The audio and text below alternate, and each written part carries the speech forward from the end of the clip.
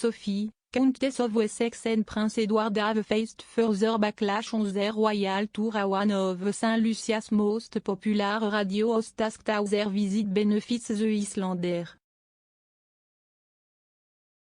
After the royal couple arrived in St. Lucia on Friday, radio DJ Sam Flood slammed the visit, saying, "I would like to know what is the purpose of this royal visit and who is paying for it." Mr. Flood, who hosts the popular show Tell It Like It Is on St. Lucian Radio, also asked whether those attending the reception at the Governor House, including the two royals, wore face masks for protection. Speaking about the reception, he said, "Who paid for the drink and food that was being consumed at the Governor House?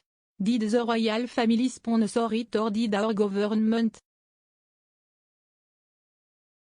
He added, "What is the purpose of this trip to St. Lucia? How are St. Lucia and its people benefiting from this trip? What have we done to deserve this trip? I would like to know who is benefiting from this royal visit." The well-known host asked about the significance of the royal couple and their trip to the island. He said, "Who really are these royals and what is their significance? It is not like they are quite high up in the royal family. Who are they and what will they bring to the island that will benefit us as people?" The Earl and Countess landed in St. Lucia on Friday where they were warmly welcomed by the Deputy Prime Minister Dr. Ernest Hiller and the aide-de-camp to the Governor General, Captain Cyril Saltibu. The pair then travelled to St. Vincent and the Grenadines the next day. Despite the initial warm welcome, the pair later met with around 15 people holding banners saying "Reparation now, compensate now and Britain your debt is outstanding." While in St. Lucia, Sophie and Edward received by Archdeacon Christian Glasgow for service at the Holy Trinity Anglican Church.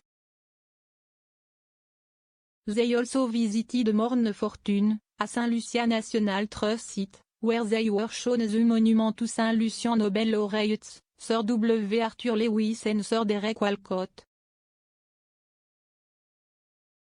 Antigua and Barbuda are next on the royals' agenda after the local reparations support commission told them to avoid phone sanctimony over slavery and their visit to Grenada was struck off the list.